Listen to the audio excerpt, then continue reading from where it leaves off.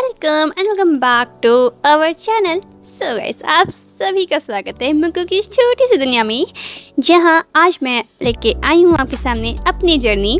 जैसे कि आप सब अभी शॉर्टकट में जानते हो कि हाँ, मैं एक हिंदी मीडियम स्टूडेंट थी। मैं 3 ड्रॉप लिए और मैं थर्ड ड्रॉप में मैंने सिलेक्शन लिया और अभी मैं किस कॉलेज में हूँ। तो क्या जो जर्नी मैंने इतनी छोटी सी शॉर्टकट में बता दी, क्या वो इतनी छोटी होती है, इतनी सिंपल होती है जितनी ईजिली मैंने आपको बता दिया। जैसे आप जानते हो 3 ड्रॉप, तीनों ही ड्रॉप में बहुत सारे प्रॉब्लम्स आए, बहुत सारा स्ट्रगल हुआ, बहुत सारी चीज़ें तो ऐसी हुई जिनके बाद मैं बिल्कुल ऐसी थी कि अब मुझे नीट नहीं करना है। तो आ जाओ, आज इस वीडियो को स्टार्ट करते हैं। और हाँ, चैनल पे नए हो तो चैनल को लाइक और सब्सक्राइब कर देना, क्योंकि एक नीट एक्सपीरियंस से मेडिको की जर्नी इसी चैनल पे पूरी शेयर की है मैंने। और आज इस वीडियो को बनाने का मेन मोटिव भी यही है कि जहाँ मेरी पूरी जर्नी आई है वहाँ पे उन सब चीज़ों को भी मैं रिवील करूँ जो चीज़ें आप लोग से छिपी हुई थी। क्योंकि मैं सेकेंड ड्रॉप के टाइम पे यूट्यूब पे तो थी, लेकिन शायद मैं वो सारी चीज़ें शेयर नहीं करती थी जो कि मैं फेस कर रही थी, क्योंकि उस टाइम पे मेरे पास इतना टाइम नहीं होता था कि मैं यूट्यूब पे इतनी एक्टिव रह सकूं। तो चलो आज वीडियो को स्टार्ट करते हैं और उन सारे प्रॉब्लम्स को, उन सारे स्ट्रगल्स को एक बार देखते हैं कि क्या थी मेरी जर्नी। तो सबसे पहले मैं स्टार्ट करती हूँ अपनी जर्नी कि जब मेरा बर्थ हुआ यूपी के एक छोटे से एरिया में। मेन अयोध्या नहीं है, थोड़ा सा अयोध्या से अलग है, बट ये अयोध्या के पास का एरिया है। हमारे पास एक ही ऑप्शन था कि घर के आसपास जो स्कूल है वहाँ एडमिशन ले लो। एक सरकारी था, एक प्राइवेट था, बट मेरे पेरेंट्स ने प्राइवेट चूज़ किया और हम इसमें एडमिशन कराया। अब उसके बाद हमने एडमिशन लिया। पूरी एरिया हमारा ऐसा बिल्कुल नहीं था जो कि बहुत डेवलप हो कि जहाँ इंग्लिश मीडियम स्कूल हमको मिल सके। तो उस टाइम पे हम हिंदी मीडियम स्टूडेंट थे और उसी में हमने एडमिशन लिया था।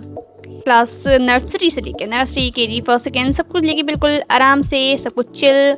और मैं अपने क्लास में हमेशा टॉप करते हुए आगे बढ़ती गई।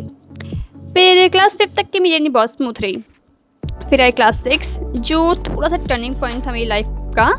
और उसमें कुछ चीज़ें ऐसी हुई जो शायद मैं एक्सप्लेन नहीं कर सकती, या जो चीज़ शायद समझने भी लायक नहीं है। आई डोंट नो क्या था वो फेज़, बट बहुत गंदा फेज़ था जो भी था। उसमें हुआ ये कि मैंने पढ़ाई छोड़ दी थी। मेरे को ऐसा फोबिया हो गया था स्कूल से, स्कूल के टीचर से, किताबों से। इतना फोबिया हो चुका था उस साल कि मैंने पढ़ाई छोड़ने का डिसीजन ले लिया था। उसका रीज़न क्या था, क्यों था, कैसे था, मुझे खुद नहीं पता, बट यस, ये चीज़ मेरे साथ हुई थी। इन सब के पीछे का रीज़न मुझे आज तक नहीं पता, बट उस टाइम बहुत ही बुरा सिचुएशन था जिसमें मैं मेंटली, फिज़िकली हर चीज़ से बहुत ज़्यादा डिप्रेस थी। उस टाइम मैंने पढ़ाई छोड़ने का डिसीजन भी लिया और फैमिली को एग्री भी करना पड़ा था। यस, क्योंकि उस टाइम की कंडीशन ही ऐसी थी कि फैमिली को एग्री करना पड़ा। मेरी बहुत ज़्यादा दवाइयाँ चल रही थी और बहुत ज़्यादा दिल्ली, कानपुर, लखनऊ, अयोध्या, कौन सा ऐसा एरिया है जहाँ बचा हो मेरी दवाइयों से। तो वो टाइम बहुत क्रूशियल था और उस लिए मैंने अपने 6th क्लास के जो हाफ ईयरली एग्ज़ाम होते थे, जैसे एक होता है हाफ ईयरली, एक होता है एनुअल, एक साल में देने के लिए, तो मैंने हाफ ईयरली एग्ज़ाम्स नहीं दिए थे। और बचपन से ही मैं उसी स्कूल में पढ़ी थी, तो स्कूल के प्रिंसिपल को मेरा पता था कि मैं टॉप रैंकर थी वहाँ की, मतलब अच्छी खासी स्टूडेंट थी। लेकिन 6th क्लास में जब तबीयत ऐसी थी तो मैंने हाफ ईयरली एग्ज़ाम नहीं दिया था। और बहुत ज़्यादा दवा दुआ, बहुत सारी चीज़ें जब हो चुकी, एंड फाइनली जाके क्लास 6 के एंड तक जाके मैं फिर ठीक हुई एंड फिर से मैं प्रॉपर अपनी स्टडीज़ पे कंटिन्यू हुई। अब ये जो फेज़ मैंने शेयर किया, आई डोंट थिंक आपको उसका कुछ मतलब नज़र आ रहा होगा या कुछ भी, लेकिन हाँ, ये मेरी जर्नी का एक पार्ट था। तो मैं इस चीज़ को भी मिस नहीं करना चाहती थी, मैं इस वीडियो में वो भी मिस करूँ। तो ओवरऑल क्लास 7 मतलब 6 के लास्ट में जाकर मैं प्रॉपर ठीक हुई एंड फिर से मैं अपनी पढ़ाई को कंटिन्यू किया। मैं 7th में गई, मेरा एडमिशन हुआ। और हाँ, 6th में मैंने हाफ ईयरली नहीं दिया था, तो उसके बेसिस पे एक तरह से ये समझो कि मुझे प्रमोट किया गया था। फिर क्लास 7 से लेकर मैंने 10th तक बहुत ठीक से पढ़ाई की, फिर से अपनी पोजीशन ली जो थी मेरी हमेशा से। फिर मेरा 10th तक ऐसे चलता रहा। 10th में मैं यूपी बोर्ड की स्टूडेंट थी और जैसे कि यहाँ पे है कि लोग कोचिंग करते हैं, लेकिन यहाँ की जो कोचिंग्स हैं मेरे घर के आसपास की, वो सब कोचिंग बिल्कुल ऐसी हैं कि जहाँ आप यूँ समझो कि हर चीज़ बस ऊपर से पढ़ाई जाती है। इनफैक्ट मैं अगर अभी भी बात करूँ तो यहाँ पे आकाश, PW या ऐसी कोई भी कोचिंग यहाँ पे अवेलेबल नहीं है। अगर हमें वो ज्वाइन करना हो तो उसके लिए हमें प्रॉपर अयोध्या जाना पड़ेगा या फैजाबाद जाना पड़ेगा। ऐसा कुछ यहाँ नहीं था। तो मैंने 10th में भी मतलब कभी कोचिंग की नहीं, जो भी छोटी मोटी कोचिंग थी कभी मैंने ज्वाइन की नहीं, क्योंकि मुझे वैसे भी कुछ समझ में नहीं आता था, वहाँ ऊपर ऊपर से ही पढ़ाते थे। तो वो सब मेरा 10th के फेज़ तक मैं ऐसे ही नॉर्मली खुद से ही पढ़ती रही, और जो थोड़ा बहुत प्रॉब्लम होता था थोड़ा बहुत मैथ्स वगैरह में, तो वो मैं ऑनलाइन ही देख लेती थी। फिर क्लास 11th स्टार्ट हुआ, जब लोग अपनी नीट प्रिपरेशन स्टार्ट करते हैं। मेरे केस में ये था कि मुझे क्लियर नहीं था कि आखिर मुझे जाना किस फील्ड में है, मेडिकल फील्ड या किसी और फील्ड में। बट मेरे पेरेंट्स का मतलब मम्मा का कहना था कि हमें टीचर फील्ड पे जाना चाहिए, बट मेरे माइंड में हमेशा से मेडिकल था, क्योंकि ना बचपन से होता है ना, बच्चों को जब पूछा जाता है कि आप क्या बनोगे, हमारे पास सिंपल सा वर्ड था डॉक्टर। मजाक मजाक में हम बोल देते, जो पूछा सबको डॉक्टर डॉक्टर डॉक्टर करते रहते थे। फिर ऐसे ही 9th-10th में भी ऐसे ही सीन हुआ, वहाँ भी हमसे टीचर ने पूछा क्या बनना चाहते हो, मैंने कहा डॉक्टर। अब भाई बचपन से एक ही चीज़ बोलते आए थे, तो वहाँ पे मैंने यही बोला। वहाँ एक सर थे, बहुत मानते थे मेरे को, सपोर्टिव थे काफ़ी। मेरे तो उस टाइम कुछ कंफर्म नहीं था मुझे कौन सी फील्ड में जाना है, क्योंकि मम्मी का कहना था टीचर और मेरा कहना था मेडिकल। तो मेरे जो क्लोज रिलेटिव हैं उनका भी कहना था कि नहीं मेडिकल फील्ड इतनी सही नहीं होती, वहाँ नहीं जाना चाहिए, थोड़ा गंदा फील्ड होता है और बहुत क्राउडेड होता है, बहुत ईयर लॉन्ग होती है, बहुत महंगी होती है। तो ये सब चीज़ें देख के फिर मैंने ये डिसाइड किया था कि चलो देखते हैं कि कहाँ हमें क्या करना है। तो फिर जब क्लास 11th में मैंने अपने उन सर से बोला, जिनको उन्हें बोला भी बहुत सपोर्टिव थे, कि हमको डॉक्टर बनना है। तो उनको मतलब थोड़ा इन्फॉर्मेशन थी नीट के बारे में। उन्होंने बोला कि 12th कर लो, उसके बाद एक ड्रॉप लेके कोई कोचिंग ज्वाइन कर लेना और फिर वहाँ से तुम्हारा सिलेक्शन हो जाएगा। क्योंकि मैं उस समय में क्लास में एक अच्छी खासी स्टूडेंट थी, बहुत हाई भी नहीं बहुत लो भी नहीं, तो ठीक ठाक स्टूडेंट थी। तो उनका कहना ये था कि ऐसे करो तुम्हारा सिलेक्शन हो जाएगा। और उस टाइम मैं पूरी श्योर भी नहीं थी कि हमको जाना इसी फील्ड में, क्योंकि सब पेरेंट्स को भी देखना पड़ता है कि क्या उनकी राय है, क्या वो इस फील्ड पे एग्री करते हैं नहीं। तो उस समय मेरा ये था कि हाँ हमारे एरिया में कोई कोचिंग तो है नहीं कि हम यहाँ से कुछ कर भी सकते हैं। अब 12th की बात ही देखेंगे हमको जाना कहाँ है और कहाँ जाना है, मेडिकल या टीचिंग। फिर उसके बाद हमने 11th-12th ऐसे ही वेस्ट की, मतलब कोरोना आ गया था। तो 11th में ही हमारे कोरोना आ गया था, और कोरोना के टाइम पे 11th से छुट्टियाँ शुरू हो गई थी। 12th में भी हमारा ऐसा हुआ कि 12th का एग्ज़ाम भी नहीं हुआ, कोरोना इतना ज़्यादा हाईफाई हो रखा था। अब मेन गेम स्टार्ट हुआ जब हमारा 12th का एग्ज़ाम आना हुआ। तो मैं 10th बोर्ड के लिए पढ़ा था, जिसमें मैंने 87% स्कोर भी किया था, तो वैसे मैं 12th के लिए भी यूपी बोर्ड का ऐसे ही पढ़ती थी कि ऑनलाइन ही मुझे कोचिंग मिल जाती थी, जो भी कभी अलग सर का लेक्चर कभी किसी का लेक्चर, तो मैं ऐसे से पढ़ लिया करती थी। ये मेरा 11th-12th होता था। लेकिन लास्ट में हुआ ये कि पेपर नहीं हुआ हमारा। जैसे ये अनाउंस हुआ कि अब एग्ज़ाम नहीं हो रहा, तो उन सब किताबों को तो मैंने साइड कर दिया, क्योंकि यूपी बोर्ड की बुक्स बिल्कुल अलग होती हैं, अलग अलग प्रकाशन की होती हैं, जिन्हें प्रकाशन बोलते हैं, इंग्लिश में आई डोंट नो क्या बोलते हैं। फिर उसके बाद मेरा आया फर्स्ट ड्रॉप का काम।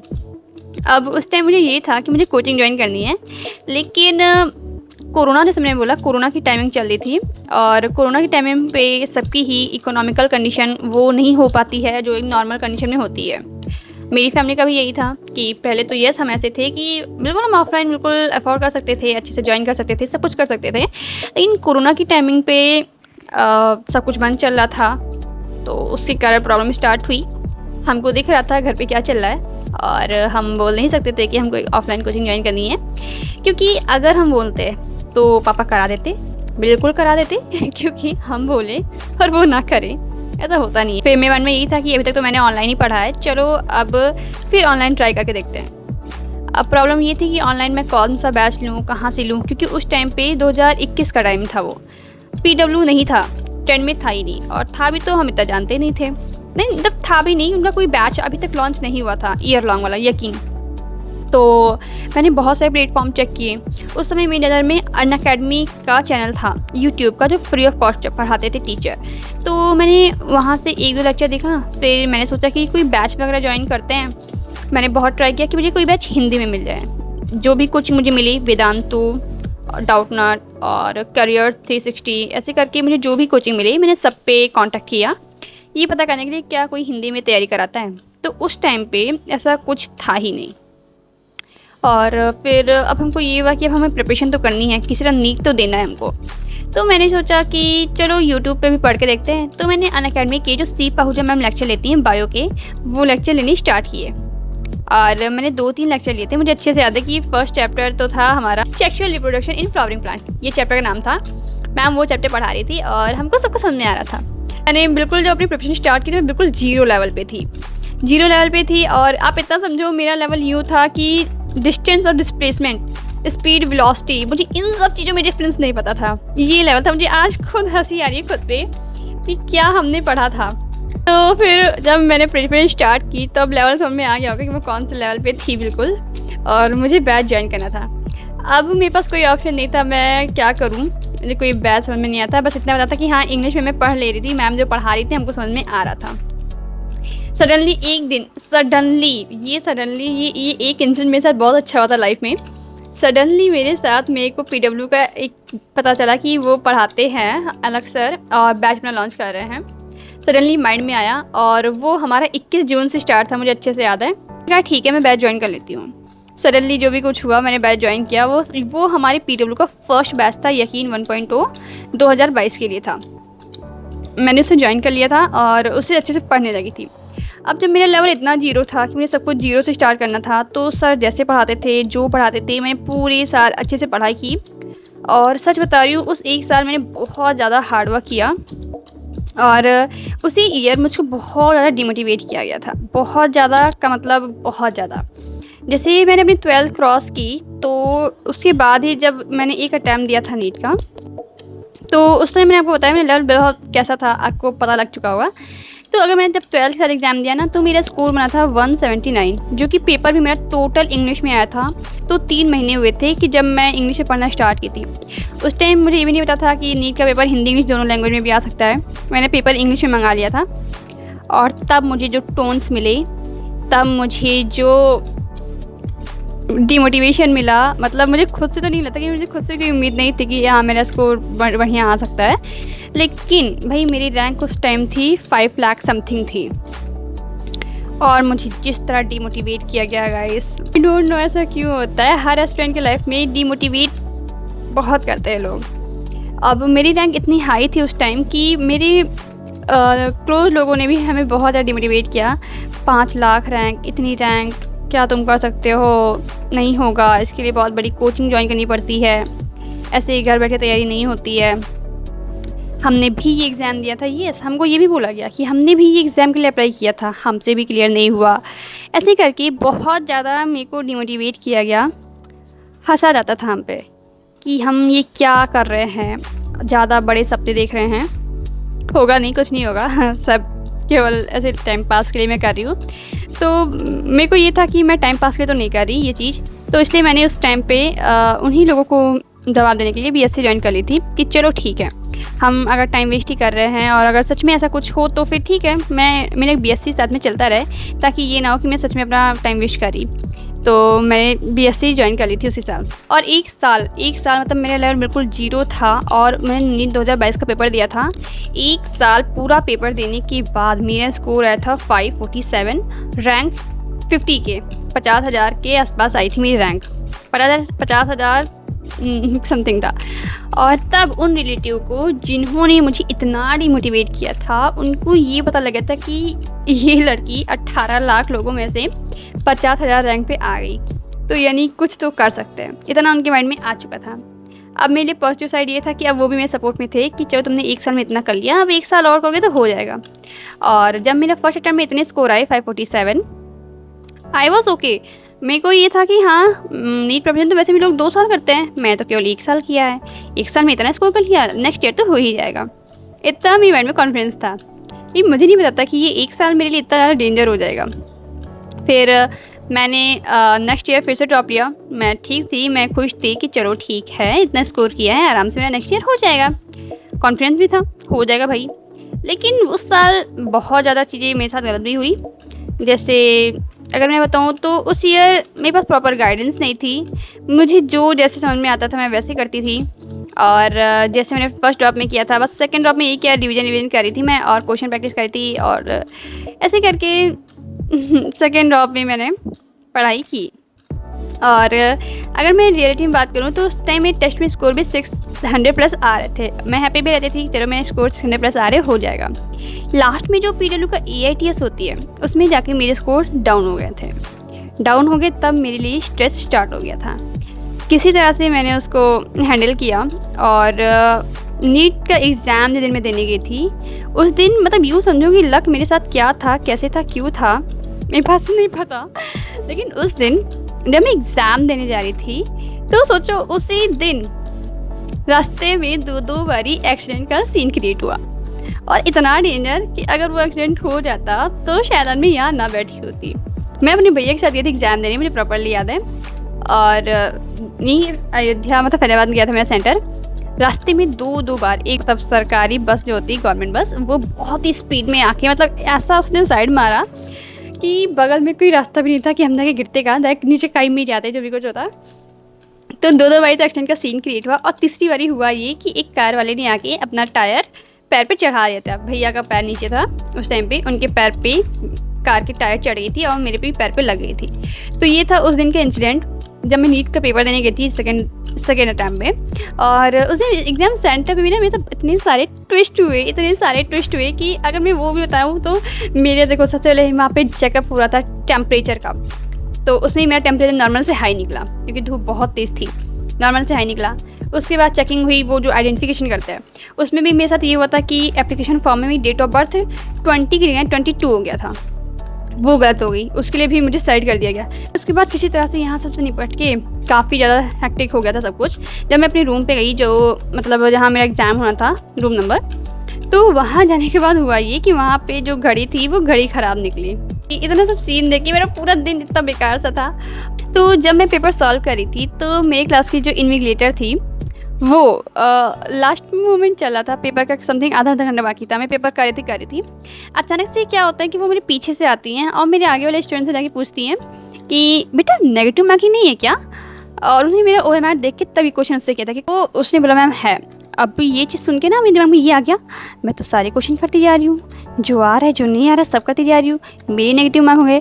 तो जब मेरे में ये थॉट आ गया ना तो फिर मेरा हाथ रुक सा गया कि मैं जो क्वेश्चन कर रही हूँ अपने ये ना गलत हो जाए, ये ना हो जाए, वो ना हो जाए। ऐसे करके मैंने लास्ट में बहुत टाइम वेस्ट हो गया था मेरा, तो ऐसे करके मेरा पेपर वहीं बुरा हो गया था। और जो भी था उस बार मेरा स्कोर 582 आके ख़त्म हो गया था। अब मेरे लिए बहुत ज़्यादा बुरा हो गया था कि जो से मेरे पास कॉन्फिडेंस था कि हाँ इस साल तो हो जाएगा, तो वो मेरा 547 से 582 आके स्कोर रह गया था। जब मेरा इतना स्कोर आ गया तब भाई जो डीमोटिवेशन का फंदा मेरे पास आया, इतना बुरा हुआ कि मैं खुद में ही अब हो चुका था कि अब मुझे नीट नहीं देना है। इसी साल एक इंसिडेंस ये हुआ कि मेरा एक जूनियर था, मैं जहाँ स्कूल में पढ़ती थी वहाँ में से एक जूनियर था और उसका सिलेक्शन हो रहा था। अब मैं तो 582 स्कोर पे थी, कैटेगरी मेरी OBC थी, मुझे तो कॉलेज मिलना नहीं था। लेकिन उसका स्कोर उस साल 548 था, उसने 1 साल का ड्रॉप लिया था, केवल जूनियर था मुझसे, तो उसका स्कोर था 548 और उसको कॉलेज मिल जाता क्योंकि वो एक SC कैटेगरी से था। अब जब ये इंसिडेंस हुआ तो ये हुआ कि उसका नीट क्रैक हो गया है, पूरे हमारे एरिया में उसका नाम हर जगह फेमस हो गया, हर जगह न्यूज़पेपर में उसकी फ़ोटो भी आ गई कि हाँ इस लड़के ने नीट में इतना स्कोर किया है और अच्छा खासा उसने सिलेक्शन ले लिया है। पूरा मतलब जिसको ये पता था कि मैं नीट का एग्ज़ाम दे रही हूँ उन सब ने मुझे टोन करना स्टार्ट कर दिया था। और पता है उनको जब मैं ये बताती ना मेरा स्कोर 582 है तब सबको लगता था मैं फेंक रही हूँ, क्योंकि सबको ये लगता है ना कि 548 पे सिलेक्शन हो तो 582 पे क्यों नहीं होगा। ऐसे मुझे याद है कि मैं ना मेरा BSc का एग्ज़ाम था, उस टाइम पे मैं कॉलेज जा रही थी और जिस रिक्शे में थी उसी में सारे हमारे कॉलेज की गर्ल्स थी और सब हमारे आसपास की थी कहीं ना कहीं की। तो वो लोग उस लड़के के बारे में बात कर रही थी कि यार उसने कितना मेहनत किया, उसने 1 साल में सिलेक्शन ले लिया, बहुत अच्छे से पढ़ाई किया, उसका इतनी मेहनत किया उसने कि उसका एक बार में सिलेक्शन हो गया, बहुत तेज़ है पढ़ने में, एटसेट्रा। वहीं रिक्शे में मैं बैठी थी, मेरे पास बोलने में कोई वर्ड नहीं था क्योंकि मुझे पता था कि मैं कुछ बोलूँगी तो मेरे से स्कोर पूछा जाएगा और मैं बोलूँगी तो बिलीव तो किसी को होना नहीं है, क्योंकि हमारे यहाँ फेंकने का बहुत ज़्यादा वो होता है, हर कोई फेंकते रहता है। तो सबको ये लगता था कि मैं 582 बोली हूँ, फेंक रही हूँ, मेरा सिलेक्शन नहीं हो रहा है इस कारण। फिर मैंने मोस्टली लोगों को बताया तो था नहीं कि मैं नीट की प्रिपरेशन कर रही थी, लेकिन जो मेरे साथ एक क्लोज थी जिसके साथ मैं परमानेंट कॉलेज जाती थी उसको पता था मैं नीट का एग्ज़ाम दे रही हूँ। अब उसने पूछा तुम्हारा सिलेक्शन नहीं हुआ, मैंने कहा कि मेरा 582 है, उसका हो रहा है 548 पे क्योंकि वो SC है। तो वो थोड़ा सा उसे कॉम्पिटिशन की कोई नॉलेज नहीं थी, वो कह रही ऐसा थोड़ी होता है, कि कैटेगरी की कारों से मिल रहा हो, तुम्हें ना मिल रहा हो, ऐसा नहीं होता है, तुम ऐसा झूठ बोल रहे हो वगैरह वगैरह। मेरे सामने उसने ऐसा बोला। फिर मैं ज़्यादा किसी को समझाती नहीं, उसने जो बोला मैंने कहा ठीक है, जो तुम्हें मानना है मानो। फिर उसने मुझसे बोला एक काम करो, तुम नीट वीट छोड़ो, तुम चलो मेरे साथ, हम लोग अब ज्वाइन कर लेते हैं कोई और कोर्स, क्योंकि हमारा बीएससी बस ख़त्म होने वाला था, थर्ड ड्रॉप था मेरा, थर्ड ईयर चल रहा था। उसने कहा तुम ये नीट वीट छोड़ो, तुमसे नहीं होगा, जिसका होना होता है ना उसका 1-2 साल में हो गया, जैसे उसका हो गया, तो तुमसे नहीं होगा, तुम आओ मेरे साथ कोर्स ज्वाइन कर लो। भाई उस मोमेंट पे मेरा जो हार्ट ब्रेक हुआ कि बताओ, मैं आज उस कैटेगरी वाले लड़के से ज़्यादा स्कोर करके आज मैं ऐसे दिन देख रही हूँ कि जहाँ ऐसे लोग जिन्हें कंपटीशन का सी भी नहीं पता है, जिन्हें रिजर्वेशन का आर भी नहीं पता है, वो आके मुझे बोल रहे हैं कि चलो तुम ये छोड़ो, तुमसे नीट नहीं होगा, तुम हमारे साथ कोई कोर्स कर लो। उस दिन मेरा पेपर था बीएससी का। बिलीव मी, मैं पेपर ज़्यादा मेरे दिमाग में सिर्फ उसकी लाइन चल रही थी कि तुमसे नहीं होगा, छोड़ो उसे। मैं पूरी टाइम मेरा पेपर किसी तरह से चलो हो गया, पासिंग मार्क्स तक आ गए, बट वो दिन मेरे बहुत बेकार था कि मेरे सामने उस लड़के को इज्जत दी जा रही थी इसलिए कि उसने एक एग्ज़ाम क्लियर किया है, एक कॉम्पिटिटिव एग्ज़ाम क्लियर किया है और सिलेक्शन लिया है, और मैं वहीं पे 582 स्कोर लेके बैठी थी जिसको कुछ नहीं मिल रहा है। पूरे एरिया में वो सब उसकी तारीफ़ करते, उसको न्यूज़ में फ़ोटो आती, उसे हमारी सांसद जी ने मेडल पहनाया वगैरह वगैरह। उस टाइम मैं बिल्कुल ब्रोकन थी कि अब मुझे नहीं करना है ये सब, मुझे करना ही नहीं है नीट। जब ऐसा सीन है कि ये सब हो रहा है, मुझे नहीं करना नीट की प्रिपरेशन। पेरेंट्स का भी कहना था ठीक है, तुमने ड्रॉप ऑलरेडी ले लिया, अब तुम BDS या BMS खुद ज्वाइन कर लो। फिर इन्हीं सब बीच में एक इंसिडेंस ये हुआ कि जब मेरे 2 साल की इतनी ज़्यादा मेहनत के बाद भी मेरा सिलेक्शन नहीं हो रहा था, तो हम जिस जानते हो पेरेंट्स लोग पंडित पे विश्वास करता है कि क्यों नहीं हो रहा है। उन्होंने एक पंडित को मेरा दिखाया, जो भी कुंडली वगैरह होती है, और उन पंडित ने पता है क्या बोला कि मेरी लाइफ में मेडिकल फील्ड है ही नहीं। मतलब मैं एकदम शॉक थी कि क्या है, मतलब क्यों, क्या बोल रहे हैं। और ऐसा नहीं कि वो पंडित फेक थे, उन पंडित ने जितनी भी चीज़ें बताई थी अब तक वो सही मैक्सिमम सच निकली थी। इनफैक्ट उन्होंने मेरे ही बारे में कुछ चीज़ें प्रेडिक्शन ऐसी की थी जो कि सच निकल रही थी, लेकिन ये लाइन जो उन्होंने बोली उसके बाद मैं बिल्कुल आप समझ सकते हो, ऑलरेडी मैं बहुत ज़्यादा डिमोटिवेटेड थी उस बंदे की सिलेक्शन की वजह से, और अब ये इंसिडेंट्स और मेरे साथ आ गया। तो अब हमारे दिमाग में ये चीज़ आ चुकी होती है कि हमसे तो नहीं होगा। मैं रेडी भी नहीं थी दोबारा ड्रॉप लेने के लिए 2 ड्रॉप के बाद, कि नहीं हमको नहीं करना है, अब हो गया जो करना था हम कर चुके हैं, इससे आगे हम नहीं जा रहे हैं। पेरेंट्स का भी कहना था ठीक है ले लो, एज भी देखनी होती है हमको। फिर यही हुआ कि मेरे माइंड में ये था कि इतनी दूर आके मैं पूरा गिव अप कर रही हूँ, क्या ये सही है। मैंने अपने यूट्यूब पे भी वीडियो डाली थी इस बारे में, क्या ये सही है, इतने मार्क्स पे आके अब मैं गिव अप कर रही हूँ, क्या ये सही है। क्योंकि मैं 582 मार्क्स पे थी और 608 नंबर पे कहीं ना कहीं सिलेक्शन हो गया था उस ईयर। बहुत ज़्यादा मैं डीमोटिवेटेड थी। तब भैया ने मुझे बोला कि ठीक है तुम 1 साल और तैयारी करो, बोलने दो इसको जो बोल रहा है। पेरेंट्स भी बहुत ज़्यादा डिसपॉइंट हो चुके थे कि 2 साल से मैं हार्डवर्क कर रही हूँ। मैं बहुत ज़्यादा हार्डवर्क करी थी इसमें, मतलब लिटरली कभी चीज़ नहीं बोलती, लेकिन मैंने बहुत ज़्यादा हार्डवर्क किया है। और आपको कहीं ना कहीं वो चीज़ मेरी पर्सनैलिटी से दिखती होगी। मैं अपने 12th के टाइम पे एक अच्छी खासी पर्सनैलिटी वाली इंसान थी, लेकिन इन 2 साल में मैं इतना ज़्यादा खुद को टॉर्चर कर गई कि मैं मेरी पर्सनैलिटी की बैंड बच गई। तो ओवरऑल ये हुआ कि हाँ हम तुम्हें ऑफलाइन कोचिंग ज्वाइन करा देते हैं। मैंने पेरेंट्स ने कहा तुमने बहुत हार्डवर्क कर लिया, अब तुम्हें ऑफलाइन ज्वाइन करा देते हैं। लेकिन कंडीशन फिर भी फैमिली की वही थी जो हमेशा से नज़र आ रही थी। और उस टाइम तक जब पापा ने कहा कि मैं तुम्हें ऑफलाइन ज्वाइन करा देता हूँ, तो मैंने सोचा कि आज से मैंने कभी ऑफलाइन ज्वाइन की नहीं है। अब अगर मैं ऑफलाइन करती हूँ तो क्या मैं उसे हैंडल कर पाऊँगी, क्योंकि नीट के बाद बहुत ज़्यादा टाइम नहीं बचा था हमारा नेक्स्ट ईयर का एग्ज़ाम होने में, जब ये सब मामला चलता कि तुम ऑफलाइन ज्वाइन कर लो। तो मैंने सोचा कि अगर मैं अभी शिफ्ट करती हूँ तो मुझे 2-3 महीने तो लग जाएगा उसे हैंडल करने में, क्योंकि आज से मैं कभी बाहर रही नहीं हूँ घर से। तो मैंने अपनी सारथी कोच, उस टाइम मैंने सारथी ज्वाइन कर ली थी। मैंने अपनी सारथी कोच से पूछा क्या मैम मैं ज्वाइन कर लूँ, क्या मैं एक ऑफलाइन कोचिंग ज्वाइन कर लूँ। तो मैम ने कहा जब तुम अभी तक कभी इस ऑफलाइन के इन्वॉल्वमेंट में नहीं रही हो तब तुम्हें मैनेज करते करते ही काफ़ी टाइम चला जाएगा। और जब तुमने इतना स्कोर 582 टोटली ऑनलाइन कर लिया तो फिर तुम अगर 1 साल और हार्ड वर्क करो तो तुम आसानी से सिलेक्शन ले सकती हो। उन्होंने मुझे इतना गाइड किया। तो मैंने फिर पेरेंट्स से कहा कि ठीक है, 2 साल दिए, 1 साल और मैं ऑनलाइन करना चाहती हूँ। हिम्मत नहीं थी मुझ में, लिटरली ना मेरे पास उम्मीद थी, ना हिम्मत थी, ना एक्सपेक्टेशन थी, कुछ नहीं था, क्योंकि मैं बिल्कुल हार चुकी थी उस टाइम पे। बट भैया ने कहा ठीक है करो। केवल भैया मैं अपने भाई को बता दूं कि वो बहुत ज़्यादा सपोर्टिव थे, हर चीज़ में थे, फिर चाहे वो कोई भी चीज़ रही हो। उन्होंने ही मुझे इतनी हिम्मत दी उस टाइम पे कि तुम करो, तुमसे होगा। क्योंकि पेरेंट्स ने कहा था ठीक है तुम्हें जो सही लगता है तुम कर लो, लेकिन भैया कहना है तुम करो, तुम प्रिपरेशन करो। तो मैं थी कि चलो ठीक है, एक बंदा सपोर्ट कर रहा है, मैं करती हूँ। अब फाइनली मैंने उस ईयर बहुत ज़्यादा मुश्किलों के बाद अपना सिलेक्शन ले लिया और फाइनली आज मैं अपने बीएससी कंप्लीट करने के साथ एक एमबीबीएस कॉलेज में एडमिशन भी ले चुकी हूँ और फाइनली आज मैं एक एमबीबीएस डॉक्टर बनने जा रही हूँ। ये रही मेरी पूरी जर्नी, जिस पूरी जर्नी में आपको बहुत ज़्यादा तो नहीं लेकिन दिखा होगा कि हाँ मैं कौन सी फेज़ से गुजरी, कितना इंसिडेंस हो चुका। 2 ड्रॉप के बाद तीसरे में इतना ज़्यादा डीमोटिवेशन था कि मैंने खुद से एक्सपेक्टेशन छोड़ दी थी कि कुछ हो सकता है, सब कुछ छोड़ दिया था।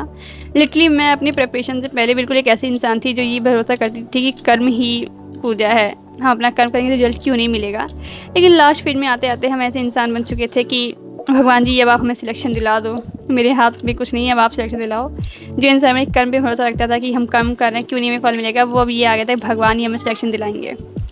तो इतने सारे चेंजेस मेरी लाइफ में हुए एंड मुझे ये वीडियो रिकॉर्ड करना बहुत ही ज़्यादा इच्छा थी ये करने की, क्योंकि आज तक मैंने अपनी लाइफ की सारी ही जर्नी यहाँ पे शेयर की है। ये भी मेरे लिए एक मेमोरी की तरह बन के रहेगी मेरे लिए हमेशा के लिए। तो चलो फिर इस वीडियो में इतना ही। आई होप मेरी जर्नी ने आपको इंस्पायर किया होगा। इतने सारे डीमोटिवेशन, इतने सारे टोन सुनने के बाद फाइनली आज मैंने सिलेक्शन ले लिया। और इन्हीं सब के बीच पता है आपको एक और इंसिडेंस था, वो ये था कि मैं ऑनलाइन पढ़ती थी। तो मेरे पेरेंट्स तो ठीक है, उन्हें पता था कि उनकी बेटी पढ़ रही है, लेकिन कुछ टॉक्सिक रिलेटिव जो आप जानते होंगे, जिन्हें शायद आप लोग के पास भी कोई ना कोई ऐसा होगा, वो मेरे पेरेंट्स के दिमाग में उल्टी सीधी चीज़ें भरने में लगे थे। लाइक एक दिन वो मेरे घर पे आए, वो रिलेटिव, मैं मेंशन नहीं करना चाहती, जो भी है वो घर पे आए। मैं पढ़ रही थी मोबाइल से, उन्होंने मम्मी के मन में डाला, अब तो ये बेटी मोबाइल से पढ़ती है, सच में पढ़ती है, इतनी देर तक कौन पढ़ता है भाई, वही मोबाइल से पढ़ना, किताबों से पढ़े, मोबाइल से पढ़ती है, किसी से बातें करती है। उन्होंने ऐसी ऐसी चीज़ें मम्मी के मन में भर दी थी। और मैं उस टाइम पढ़ रही थी तो वो पीछे से आई चुपके से मेरे रूम में, उन्होंने देखा कि मैं क्या रही हूँ फ़ोन में, देखा पढ़ते हुए, फिर चली गई।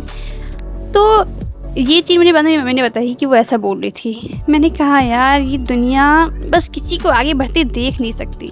और आज वो ही रिलेटिव गाइस, आज वो ही रिलेटिव जिन्होंने ये चीज़ मेरी मम्मी के मन में डाली थी कि मैं क्या कर रही हूँ, वही रिलेटिव आज उन्होंने सिलेक्शन के बाद ये बोला, हमें तो पता था सिलेक्शन हो जाएगा भाई, इतनी मेहनत कर रही हैं तो सिलेक्शन तो हो जाना था। मतलब यार इस दुनिया में रिलेटिव के रंग बदलते हुए देर नहीं लगती जितना देर सिलेक्शन लेने में लगी मेरे को। तो ओवरऑल ऐसी जर्नी आपकी भी हो सकती है। तो चलो इस वीडियो में इतना ही, मिलते हैं नेक्स्ट वीडियो में। आई होप अगर आप भी ऐसे कुछ सिचुएशन से फेस कर रहे हो तो आपको भी हिम्मत मिली होगी। चलो बाय बाय।